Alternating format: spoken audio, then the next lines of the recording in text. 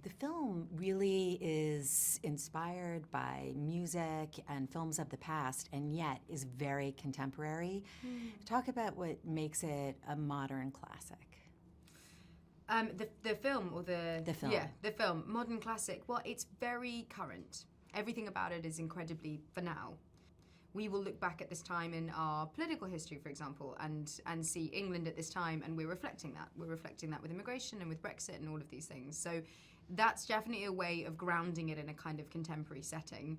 But also, I think that the characters, you've got with Kate, who I play, she's a bit of an anti-heroine, and that's a relatively new concept, I think, for a Hollywood studio movie, which is what this is. So to have a girl who's messy and wrong and flawed and, you know, messing up, it's something that I think is a modern take on it. Also, there's a lot about internet dating, which is particularly contemporary. And I just think that it's grounded in today. It definitely feels like that. Yeah, and tell us about Tom. How, I don't know, talk about his perspective of Kate and what really connects them. Yeah, I think Tom is an extremely sort of whimsical character. He's a bit of a romantic.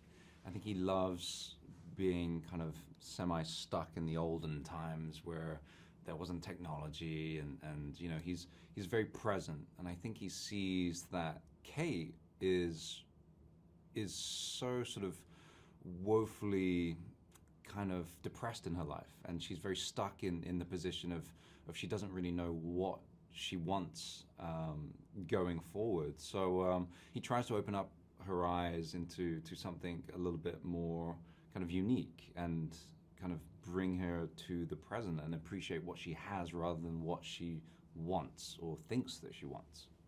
That's excellent. Talk about working with Paul. What is he like as a director, and what did he bring to the story? Paul's just a babe. Yeah. He's just the loveliest man.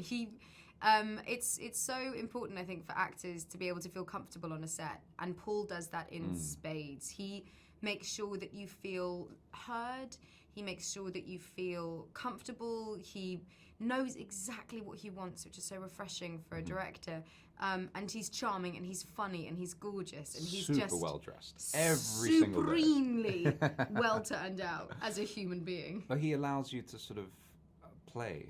You know, we don't really do many rehearsals. We did a table read, just myself and Emilia, and on the day, he saves everything for when the camera's rolling, and so that magic naturally comes out, and then we sort of readjust and we find those perfect beats. You know, it's so funny. It doesn't feel cynical to me. There's something really just beautiful about it.